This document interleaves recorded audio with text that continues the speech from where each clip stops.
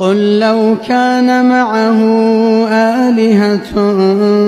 كما يقولون إذا لابتغوا إلى ذي العرش سبيلا سبحانه وتعالى عما يقولون علوا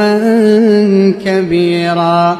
تسبح له السماوات السبع والأرض ومن فيهن وإن من شيء إلا يسبح بحمده ولكن لا تفقهون تسبيحهم إنه كان حليما غفورا وإذا قرأت القرآن جعلنا بينك وبين الذين لا يؤمنون بالآخرة حجابا